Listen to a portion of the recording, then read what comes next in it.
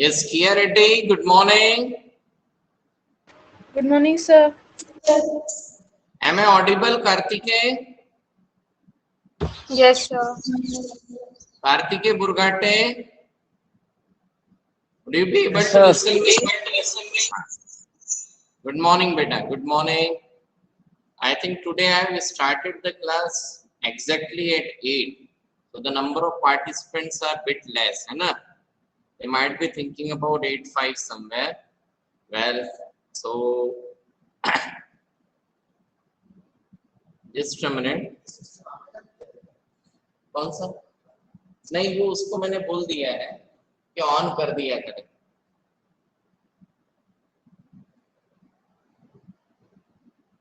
Yes, है ना?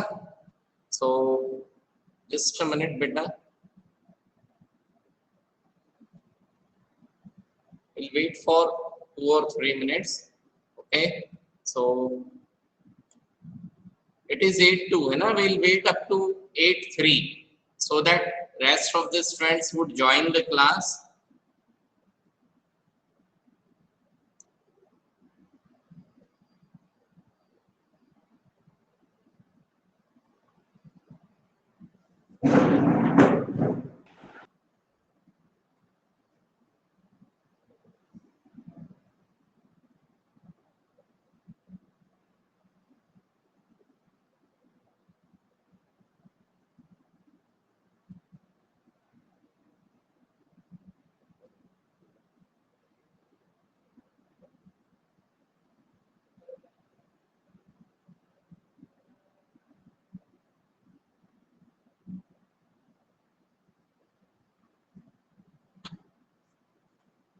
Yes.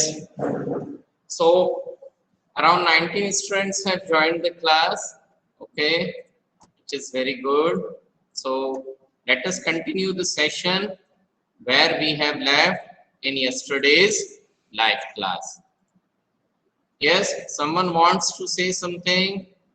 Is the screen visible, beta? Yes, sir. Yes, sir. Good, good. Okay, just wait for a minute. Let me take the cursor up to the page where we had.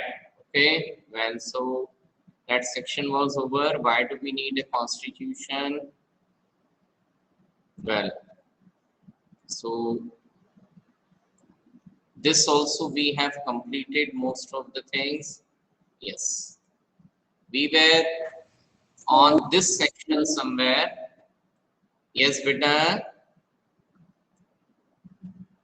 Sir, you didn't give us question answer for civic chapter. Which chapter, beta? Civics chapter 1. Civics chapter 1. Okay, ठीक है. So that I will send today, है ना?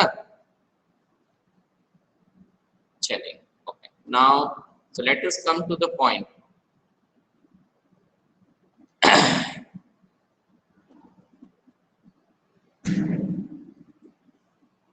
We were somewhere on this sections. Okay. ये वाला शायद हमारा last section था. ठीक है.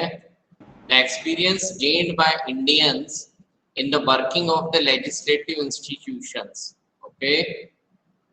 ये वाला हमारा लास्ट लाइन था जो हमने कल के सेशन में डिस्कस कर चुके थे. Is it so, Divyanka? Sandhya? हाँ, ये वाला लास्ट लाइन था जो हमने डिस्कस किया था.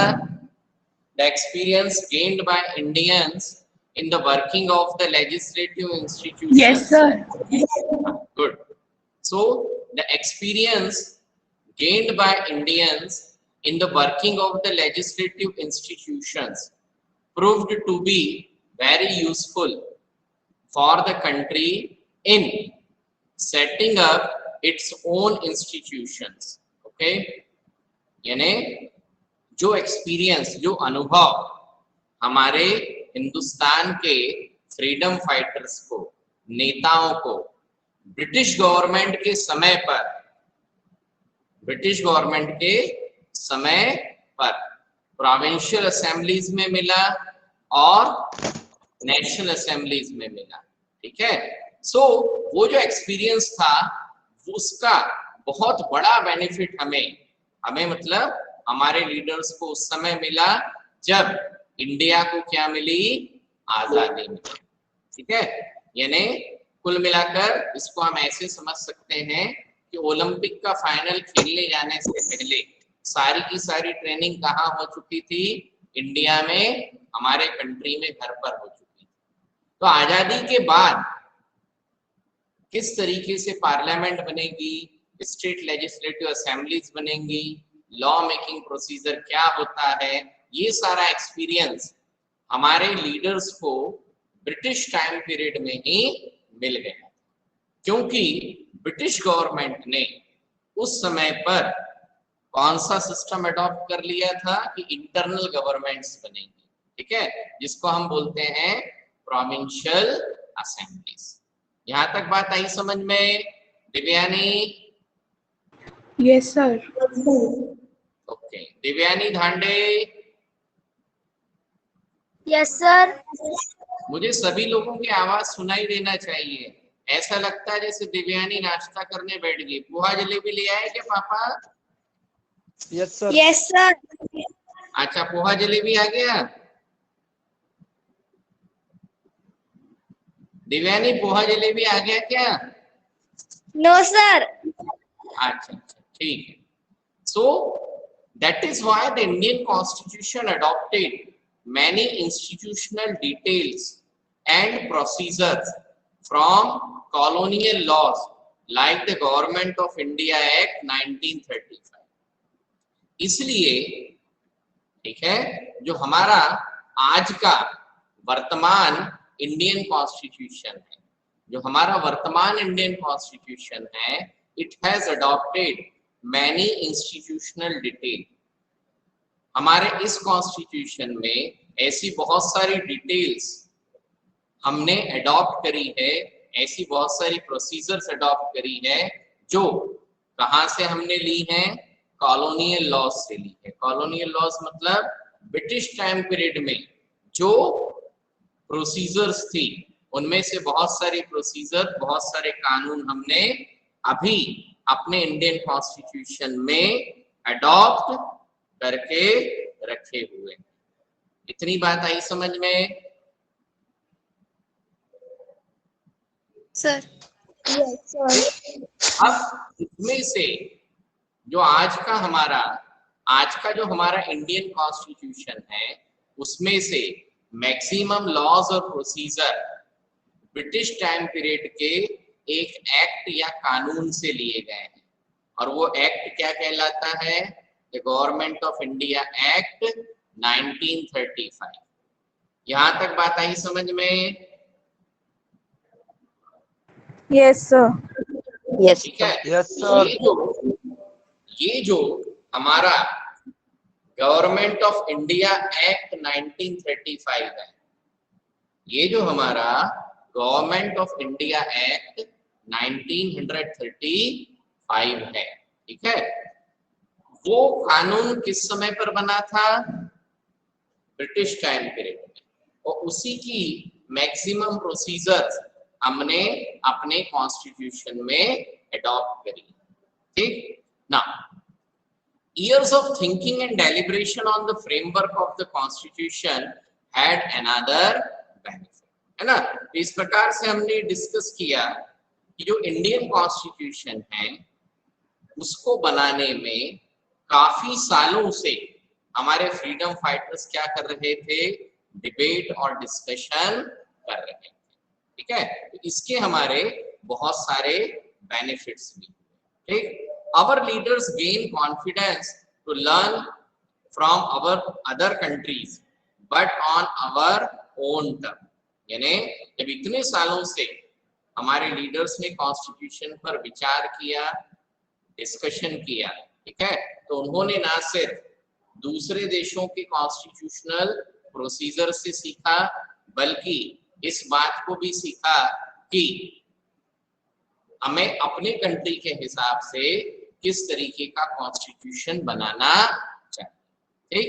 सो many of our leaders were inspired by the ideals of French revolution, है ना। हमारे जो लीडर्स थे उन्होंने वर्ल्ड के अलग अलग कॉन्स्टिट्यूशन से बहुत कुछ सीखा। जैसे फ्रेंच रिवॉल्यूशन में बहुत सारे डेमोक्रेटिक आइडियाज थे। Then the practice of parliamentary democracy in Britain, Britain में किस तरीके से पार्लियामेंट काम करती थी। देन सिटीजन्स को राइट्स मिले हैं, so bill of rights in the US, ठीक है, वो कहां से लिया हमने, यूएस से। Then the socialist revolution in Russia inspired many Indians to think of shaping a system based on social and economic equality। इसी तरीके से रशिया में जो सोशलिस्ट रिवॉल्यूशन हुआ, ये हमारा नेक्स्ट चैप्टर आने वाला है, ठीक है। तो रशिया में हिस्ट्री में है, इसमें हिस्ट्री में हमें पढ़ना है सोशलिस्ट रिवॉल्यूशन इन रशिया। तो वो जो रशिया में सोशलिस्ट रिवॉल्यूशन हुआ, उसने हमारे बहुत सारे भारतीय लोगों को इस बात पर सोचने के लिए मजबूर किया कि हिंदुस्तान में एक ऐसा सिस्टम बनना चाहिए which is based on social and economic equality.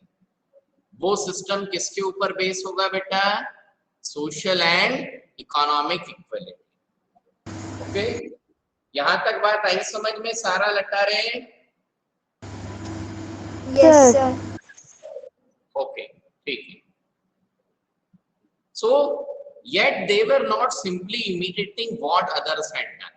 तो इतनी सारी चीजें, अलग अलग आइडियाज, अलग अलग सिस्टम हमारे लीडर्स ने वर्ल्ड के दूसरे कंट्रीज से सीखे। Okay, but they were not simply imitating what others had done, परंतु उन्होंने उन चीजों की सिर्फ नकल नहीं की। Okay, at each step they were questioning whether these things suited our country or not। जब भी हमारे लीडर्स ने किसी दूसरे कंट्री से कोई इंस्पिरेशन लिया, तो पहले इस बात की कोशिश की कि उस कंट्री में जो चीज एप्लीकेबल है, क्या वो हमारे कंट्री में सूट करती। All these factors contributed to the making of our constitution। इन सारे फैक्टर्स ने क्या किया, हमारे कंट्री का कॉन्स्टिट्यूशन बनाने में हमें मदद की। यहां तक बात आई समझ में? Yes, sir. Yes, sir. Very good, very good, ठीक है। Good morning Pratibha, Pratibha Pandey, good morning sir. Very good. Good morning, sir. Good morning. Pranjali Jogi, good morning बेटा, वेरी गुड, वेरी गुड। आवाज सुनाई दे रही है, मतलब सभी लोग जाग रहे हैं। Atharva Salve, are you waking बेटा? Yes sir. अच्छा अच्छा, नाश्ता हो गया क्या? No sir. अच्छा, मेरा भी नहीं हुआ, चलो कोई बात नहीं, ठीक है। So what is our next section बेटा? The constituent assembly. हमारा अगला सेक्शन क्या है बेटा? The Constituent The Assembly. Constituent Assembly। यानी इससे पहले के सेक्शन में, इससे पहले का जो सेक्शन था उसमें हमने इस चीज को डिस्कस किया था कि इंडियन कॉन्स्टिट्यूशन किस तरीके से बना, है ना। कॉन्स्टिट्यूशन बनने के पहले का क्या बैकग्राउंड रहा, ठीक है। यानी अभी तक हमने कॉन्स्टिट्यूशन बनने की जो प्रोसीजर थी उसके पहले का पूरा बैकग्राउंड डिस्कस किया। यहां तक बात आई समझ में, अनुनय नंदगिरवार? Yes sir. अब हमारा अगला टॉपिक क्या है? The constituent assembly. यहां तक बात आई समझ में? Yes, sir. गुड। तो अब इस पर्टिकुलर टॉपिक में हम लोग क्या डिस्कस करेंगे? इस पर्टिकुलर टॉपिक में हम लोग इस चीज को डिस्कस करेंगे कि इंडिया में जब कॉन्स्टिट्यूशन बनाने की प्रोसीजर शुरू हुई, ठीक है। तो जितने भी सदस्यों को कॉन्स्टिट्यूशन बनाने के लिए चुना गया था, उनके पूरे ग्रुप को क्या कहा गया बेटा? Constituent assembly. What is that group called as? Constituent Assembly. उस ग्रुप को क्या कहा जाएगा बेटा? Constituent Assembly. Constituent assembly. यहां तक बात आई समझ में? Yes, sir. Okay. So constituent assembly का सीधा सीधा मतलब ये है कि the group of all those people, the group of all those people who have debated and then formed the Constitution of India. तो हिंदुस्तान का कॉन्स्टिट्यूशन बनाने के लिए इंडिया के अलग अलग हिस्सों से, हर कास्ट, कम्युनिटी, रीजन से कोई ना कोई रिप्रेजेंटेटिव लिया गया ताकि क्या बनाया जा सके? कॉन्स्टिट्यूशन बनाया जा सके। यहां तक बात आई समझ में? Yes, sir. सो बेटा थोड़ा सा हमारा उस सेक्शन आगे बढ़ाने से पहले एक छोटा सा आप लोगों को टास्क देना है। So let us discuss that one first. Okay, so that is just a minute.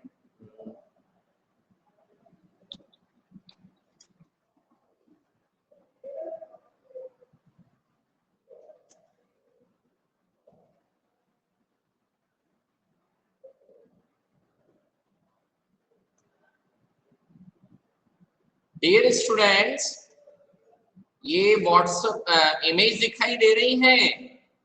Yes, sir. Sprite. Yes, हाँ, sir. क्या दिखाई दे रहा है? Sprite bottle. स्प्राइट का बॉटल दिखाई दे रहा है। अभी बताओ करना क्या है?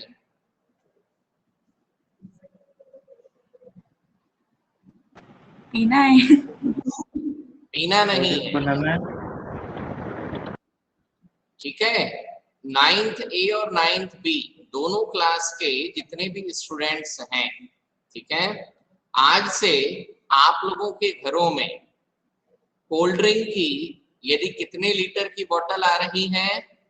2 लीटर्स की। How much? 2 litre. 2 litre water bottle आप लोगों के घरों में आती है। Sorry, not water bottle, cold drink का, है ना, whether it is Sprite, Thums Up, ठीक है। तो उस वाटर बॉटल को आप लोगों को क्या रखना है? सेफ रखना है। क्या रखना है? सेफ.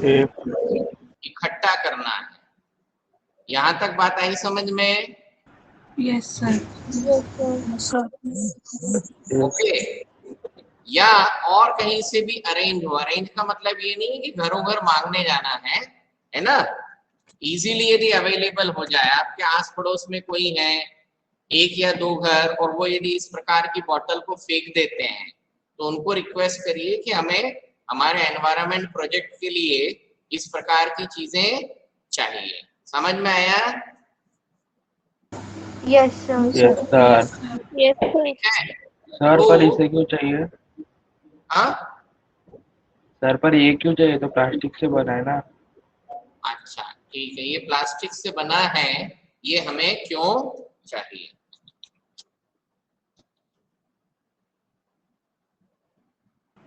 इसके अंदर प्लांट उगा सकते हैं.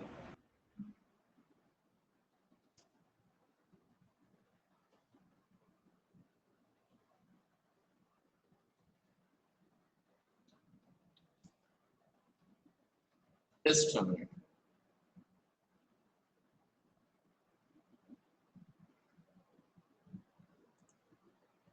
What is this बेटा? बॉटल्स के अंदर प्लांट उगाइए वर्टिकल इसमें. बॉटल्स में हम छोटे छोटे बहुत ही सुंदर प्लांट्स या फ्लावर्स ग्रो कर सकते हैं, and that is what known as vertical garden. इसे क्या कहते हैं? Vertical vertical garden. दिखाई दे रहा है? Yes sir. Yes sir.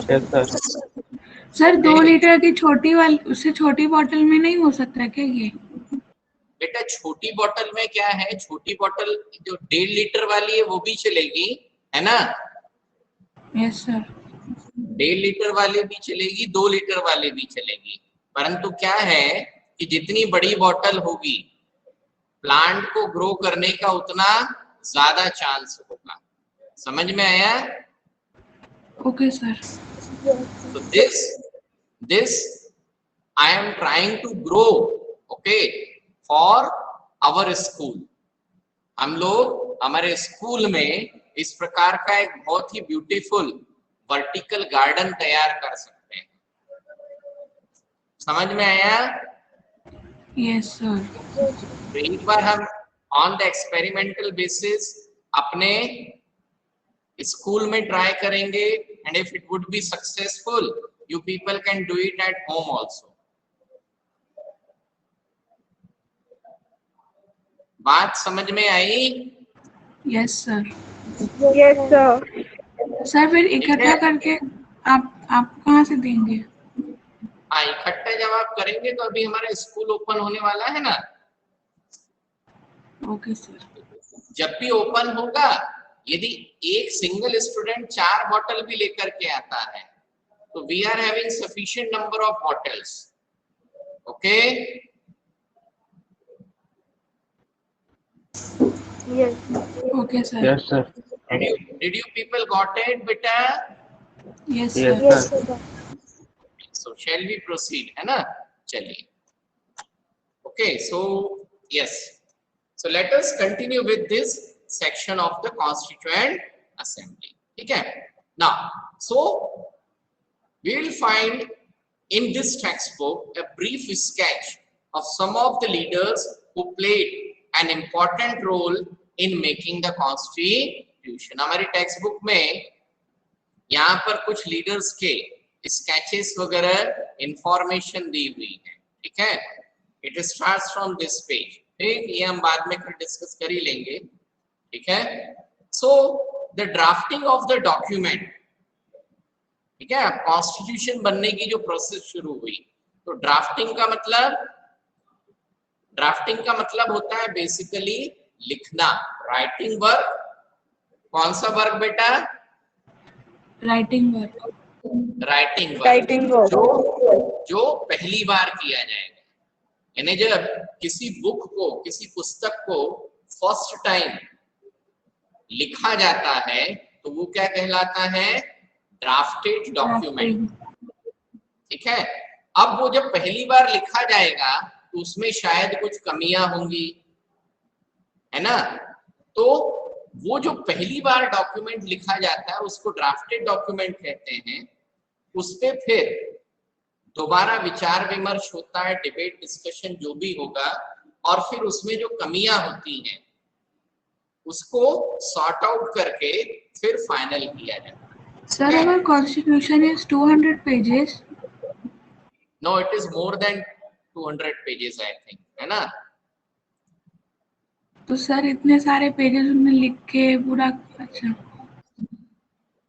तो बेटा इसीलिए तो 3 साल का समय लगा ना। How many years? 3 years। 3 years. Good. So the drafting of the document called the Constitution was done by an assembly of elected representatives, ठीक है? Called the Constituent Assembly, ठीक है? तो इलेक्टेड रिप्रेजेंटेटिव्स ने मिलकर के क्या बनाया? हमारा कॉन्स्टिट्यूशन बनाया। और वो जो असेंबली थी दैट इज टर्म्ड और called as the constituent assembly. यहां तक बात आई समझ में ओजस्वी Asawale? Sir, you are calling my name, sir. No. ओजस्वी, Yes, sir. now elections to the Constituent Assembly were held in July 1946, ठीक है? So 1945 ईयर 1945 में सेकेंड वर्ल्ड वॉर खत्म हो गया। ठीक है, अब सेकेंड वर्ल्ड वॉर की कहानी एक अलग चीज है, बट फॉर हमारे कॉन्टेक्स्ट के लिए क्या था कि 1945 में जब सेकेंड वर्ल्ड वॉर खत्म हुआ तो ब्रिटेन, जिसका इंडिया एक कॉलोनी था, ब्रिटिश गवर्नमेंट को ये बात समझ में आ गई कि अब ब्रिटेन ज्यादा दिनों तक इंडिया पर कब्जा करके नहीं रह सकता। इसलिए ब्रिटिश गवर्नमेंट ने डिसाइड किया कि हम हिंदुस्तान को आजाद कर देंगे। तो 1945 के एंड तक आते आते लगभग ये डिसीजन हो चुका था, परंतु ब्रिटिशर्स ये चाहते थे कि इंडिया आजाद होने से पहले इंडियंस क्या करें, अपने लिए एक प्रॉपर कॉन्स्टिट्यूशन बना लें, ताकि जब इंडिया आजाद हो तो इंडियंस को, भारतीय लोगों को अपनी गवर्नमेंट रन करने में, कंट्री का एडमिनिस्ट्रेशन रन करने में कोई परेशानी ना हो। मेरी कही गई बात यहाँ तक समझ में आई? सर पार्टीशन जो हुआ था वो ब्रिटिश ने जानबूझ के किया था कि जस्ट ऐसे ही हो गया, मतलब कोई दूसरे रीजन की वजह से? बेटा एक बात बताओ, जैसे संध्या और उसके भाई में बहुत प्यार है, बड़ी मोहब्बत से रहते हैं, तो पापा मम्मी के जानबूझ के अलग अलग कर देंगे क्या? No sir. क्या होगा पहले, क्या होगा?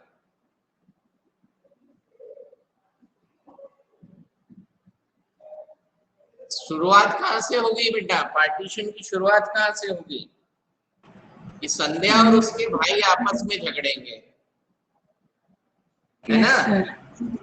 और नौबत इस स्थिति में पहुंच जाएगी कि पेरेंट्स के पास में और कोई चारा नहीं है कि इन लोगों का कुछ ना कुछ डिसीजन कर दिया जाए। गेटिंग द पॉइंट बेटा? अच्छा, मतलब पहले झगड़ा करवाया, फिर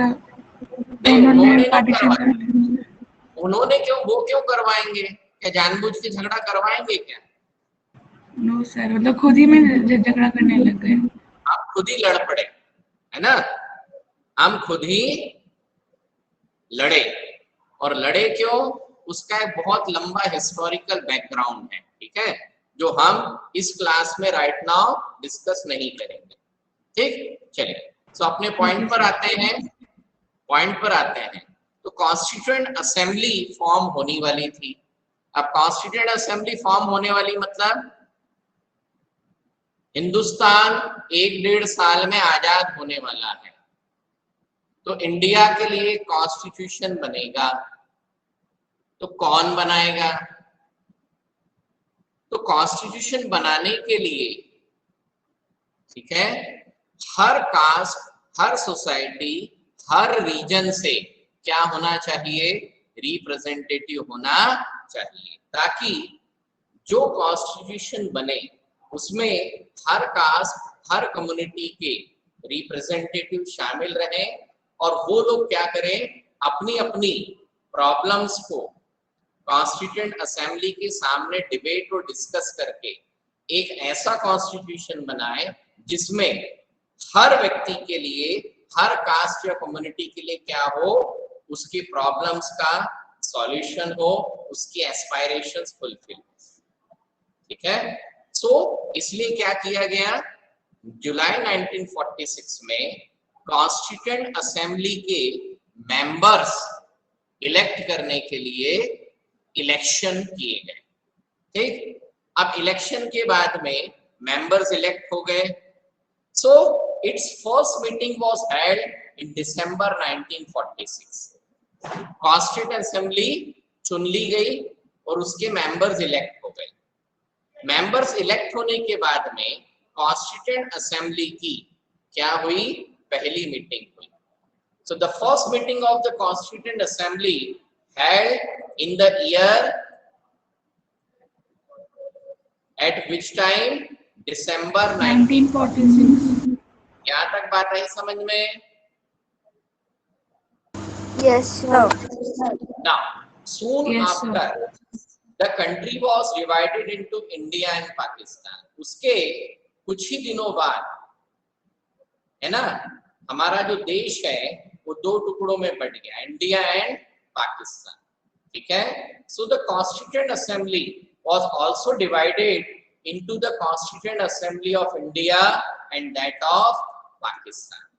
जो कॉन्स्टिट्यूएंट असेंबली थी वो भी दो भागों में बट गई। जो मेंबर्स इंडिया के हिस्से से चुन करके आए थे वो इंडियन कॉन्स्टिट्यूएंट असेंबली के मेंबर हो गए, और जो पाकिस्तान वाले हिस्से में से चुन के आए थे they remain as a member of the constituent assembly for the Pakistan. ठीक, तो बंटवारा होने के बाद में इंडियन कॉन्स्टिट्यूएंट असेंबली में टोटल कितने मेंबर्स बचे बेटा? 299. 290. Okay, so the Constituent Assembly that wrote the Indian Constitution had 299 members. उसमें कितने मेंबर्स थे बेटा? 299. Okay. Now, the Assembly adopted the Constitution on 26 November 1949. जो कॉन्स्टिट्यूएंट असेंबली थी उसने 26 नवंबर 1949 को क्या अडॉप्ट किया? कॉन्स्टिट्यूशन अडॉप्ट किया, but it came into effect on 26 जनवरी 1950। यानी दिसंबर 1946 को पहली मीटिंग शुरू हुई, तो हम ये कह सकते हैं कि दिसंबर 1946 से कॉन्स्टिट्यूशन बनाने की शुरुआत हो चुकी थी। ठीक है, और कंप्लीट करके डिबेट डिस्कशन करके फाइनली कंप्लीट हो गया, अडॉप्ट कर लिया। सो फाइनली कब अडॉप्ट कर लिया? 26 नवंबर 1949। 26 नवंबर 1949। परंतु उसको इम्प्लीमेंट करना, केम इनटू इफेक्ट मतलब इम्प्लीमेंट करना, केम इनटू इफेक्ट मतलब इम्प्लीमेंट करना। इम्प्लीमेंट करना।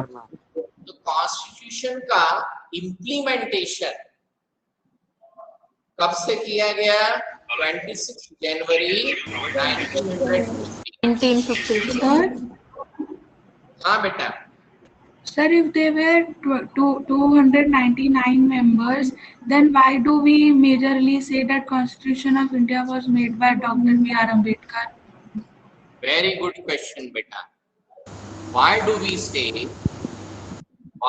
say that the Constitution of India was made by Dr. B.R. Ambedkar? सवाल बहुत सुंदर है। ठीक है, अब जवाब क्या है? हमने यहाँ पर एक कहीं पर पढ़ा था, and that is what drafted the Constitution. Constitution drafting पढ़ा था? Yes, sir. Very good. तो ड्राफ्टिंग का मतलब क्या है? लिखना। किसी डॉक्यूमेंट को फर्स्ट टाइम लिखना, किसी डॉक्यूमेंट को फर्स्ट टाइम लिखना। पहली बार लिखना, है ना। अब जब डॉक्यूमेंट को पहली बार लिखेंगे तो नेचुरल है कि पहली बार लिखने के लिए एक्सपर्ट की जरूरत पड़ेगी या कोई भी लिख देगा? एक्सपर्ट। है ना। तो doctor B R Ambedkar was the lawyer by profession. Doctor B R Ambedkar by profession क्या थे? लॉयर थे। ठीक है, doctor B R Ambedkar by profession क्या थे बेटा? लॉयर थे। तो आपने कभी वकील के नाम के आगे की डिग्री सुनी है? वकील के नाम के आगे क्या डिग्री लगाई है? डॉक्टर क्यों लगा देते हैं? अरे वो डॉक्टर तो बाद में लगाएंगे, पहले ये बताओ कोई लॉयर होता, वकील जो होता है उसको वकील बनने के लिए कौन सी डिग्री करनी पड़ती है? LLB। LLB। ठीक है, अब LLB का फुल फॉर्म मालूम है क्या है? Bachelor No, of sir. Legislative Law. What is the full form of LLB? Bachelor of Bach- Legislative Law. तो Bachelor of Legislative Law मतलब पार्लियामेंट जो कानून बनाएगी, है ना, उन कानूनों में उसने क्या हासिल करी है? डिग्री। यानी डॉक्टर बी आर अम्बेडकर एक वकील थे, एलएलबी थे, ठीक है। इसका मतलब डॉक्टर बी आर अम्बेडकर और उनके साथ में जो ड्राफ्टिंग कमेटी में मेंबर्स थे, how many members were there बेटा? 7. 7. Alladi Krishna Swamy Ayyar, N Gopala Swamy, B R Ambedkar, K M Munshi, Mohammad Saadulla, B L Mitter and sir उन 299 में से 7 मेजर मेंबर्स थे, ये 7 मींस। बेटा मेजर माइनर नहीं है, तुम समझो। देखो क्या है कि 299 मेंबर्स थे। Yes sir. अब इन 299 मेंबर्स में से सारे के सारे लॉयर तो नहीं थे। Yes sir. अब ये सारे के सारे लॉयर नहीं थे, तो इन्हें कानून कैसे चलता है इसकी जानकारी थी, अच्छे से थी, मतलब इसीलिए। हाँ, समझ में आया? Okay sir. तो ड्राफ्टिंग जो है, ड्राफ्टिंग का काम कौन करेगा? एक्सपर्ट करेगा। कौन करेगा? Experts in law. अब जो बाकी के मेंबर्स थे, उन्होंने फिर इन ड्राफ्टेड कॉन्स्टिट्यूशन को किसके हिसाब से डिबेट और डिस्कशन किया? सोसाइटी के हिसाब से। किसके हिसाब से? सोसाइटी। कही गई बात आई समझ में? Yes sir. Yes, sir. ठीक है, कही गई बात आई समझ में? Okay sir, understood. Yes. तो चूंकि ड्राफ्टिंग का काम इम्पोर्टेंट है, कौन सा काम इम्पोर्टेंट है? ड्राफ्टिंग सर, पहले ड्राफ्टिंग होगी तो उसके लिए पहले एक्सपर्ट चाहिए। That's why we say doctor B R Ambedkar. That's why we say that the Constitution of India is made by Dr. B.R. Ambedkar only because at its first meeting on 13th August, the drafting committee elected B.R. Ambedkar as its chairman. क्योंकि doctor B R Ambedkar उस drafting committee के क्या थे बेटा? Chairman. अध्यक्ष थे। तो समझ में आया? Yes sir. Yes, sir. जैसे मैचेस तो पूरी की पूरी टीम इंडिया जीतती है ना, यस सर। और ट्रॉफी कौन उठाता है? कैप्टन। तो नाम किसका बड़ा होता है?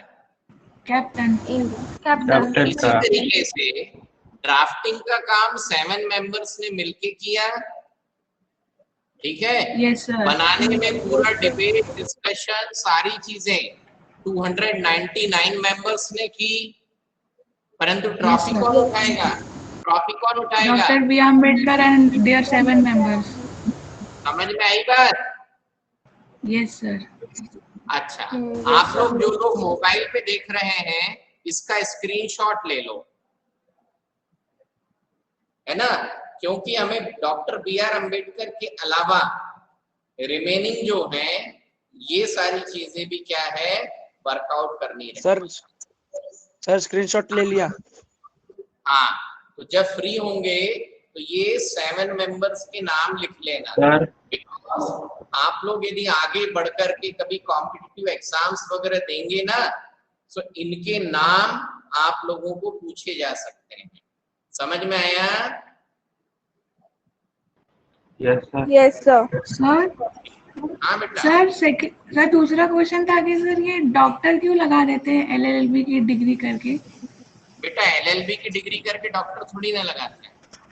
मतलब डॉक्टर क्यों लगा दिया ऐसे? हाँ, डॉक्टर क्यों लगाते हैं, ये बड़ा अच्छा प्रश्न।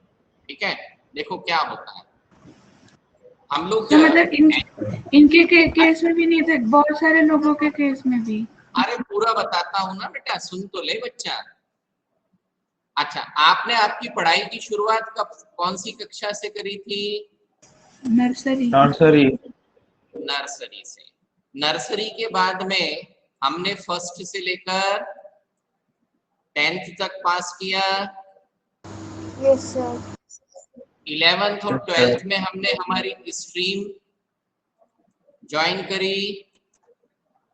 Yes sir. Yes, sir. तो नर्सरी, एलकेजी, यूकेजी ये होता है प्री प्राइमरी एजुकेशन। ठीक है, आजकल 5th तक को क्या बोला जाता है? Pre primary. ठीक है, फिर 6th 7th 8th होता है मिडिल, अपर प्राइमरी। प्राइमरी। ठीक है, यहाँ तक बात आई समझ में? Yes sir. Yes, sir. 11th 12th को हम बोलते हैं हायर सेकेंडरी। क्या बोलते हैं? Higher higher secondary. Secondary. Higher secondary. और 9 10th होता है सेकेंडरी। ठीक, तो ये एजुकेशन जो सिस्टम बनाया है ना, जो पूरे वर्ल्ड में अडॉप्ट होता है, उसमें इस तरीके से अलग अलग स्टेज में नॉमिनेशन डले हुए हैं। तो 12th के बाद में जब हम 3 या 4 साल की डिग्री कोर्स करते हैं, उसको क्या बोलते हैं बेटा? ग्रेजुएशन। ठीक है, तो जो एलएलबी है, एलएलबी क्या है? ग्रेजुएट डिग्री है। कौन सी degree? Graduate degree. Graduated degree. इसका फुल फॉर्म है बैचलर ऑफ लेजिस्लेटिव लॉ। ठीक है, अब BLL के बजाय परंपरा ये पड़ गई कि इसको क्या बोलते हैं? LLB बोलते हैं। इसके अलावा और LLB। लॉजिक मत लगा। ठीक, अब ग्रेजुएशन के बाद में, अब ग्रेजुएशन मतलब आपने नॉर्मल लेवल पर उस सब्जेक्ट को पढ़ लिया, अब उसमें और भी ज्यादा एक्सपर्टनेस उस सब्जेक्ट में आपको अचीव करनी है, तो आपकी क्या आएगी? फिर पोस्ट ग्रेजुएट डिग्री आएगी। कौन सी आएगी? Post graduate. Post graduate degree. ठीक है, तो लॉ फील्ड में पोस्ट ग्रेजुएट डिग्री होती है LLM। ये बैचलर ऑफ लेजिस्लेटिव लॉ, ये मास्टर ऑफ लेजिस्लेटिव लॉ। ठीक है, अब इसके बाद में फिर एक इंटरमीडिएट कोर्स होता है जिसको बोलते हैं MPhil। क्या बोलते हैं? एमफिल। Master of philosophy. ठीक है, यानी कुल मिलाकर ये क्या हो गया? नर्सरी से लेकर इन डिग्रीज तक उस पर्टिकुलर सब्जेक्ट में आपके एक्सपर्टनेस लेवल का क्या हो रहा है? बढ़ोतरी हो रही है। समझ में आई? Yes sir. Yes sir. तो एमफिल के बाद में, एमफिल के अलावा Yes, sir. एक और एजुकेशन होता है जिसे PhD बोलते हैं। क्या बोलते PhD। हैं? PhD। PhD। उस पर्टिकुलर सब्जेक्ट में, उस पर्टिकुलर सब्जेक्ट में जो बंदा क्या करता है? PhD। PhD। अब PhD जो होता है वो बेसिकली क्या होता है? एक प्रकार का रिसर्च प्रोजेक्ट होता है। क्या होता है? रिसर्च। Research project. ठीक है, तो जब कोई व्यक्ति उस पर्टिकुलर सब्जेक्ट में रिसर्च करके कौन सी डिग्री हासिल कर लेता है? PhD। तो फिर वो अपने नाम के आगे क्या लगा सकता है? डॉक्टर। डॉक्टर। इसलिए आप लोग कई बार यदि ध्यान दो, जो हम मरीजों का इलाज करने वाले डॉक्टर्स होते हैं ना, यस सर। हाँ, तो बेसिकली उन्हें डॉक्टर के बजाय करेक्ट वर्ड क्या है? फिजिशियन। क्या है? फिजिशियन। फिजिशियन बोलना है। डॉक्टर तो हम इसलिए कहते हैं क्योंकि PhD करने के बाद जब डॉक्टर लिखा जाता है तो ये भी एक प्रकार से उन समस्याओं को हल करता है, इलाज करता है, और जो फिजिशियन है वो फिजिशियन मरीजों का इलाज करता है। इसलिए हम फिजिशियन को क्या बोल देते हैं? डॉक्टर बोल देते हैं। समझ में आया Sandhya? Okay sir, understood. Doctor लिखने का समझ में आ गया, क्यों लिखते हैं डॉक्टर?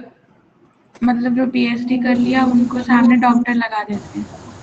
लगा नहीं देते हैं, उनको लगाने का अधिकार मिल जाता है। हाँ मतलब लगाने का है। हाँ, तो जब संध्या मूलचंदानी को 10 साल बाद चौहान सर मिलेंगे तो कौन सी डिग्री लिखी हुई होगी ये बताओ? हो सके तो डॉक्टर। हो सके तो doctor. Very good, good spirit बेटा, है ना? चलिए, सो ये डॉक्टरेट पे हम कल डिस्कशन करेंगे। The time is over, okay, we have exceeded. चलिए, so that's all for today live class बच्चों। Thank you, good bye, enjoy your day. Thank you sir. Thank you, sir. Thank you बेटा।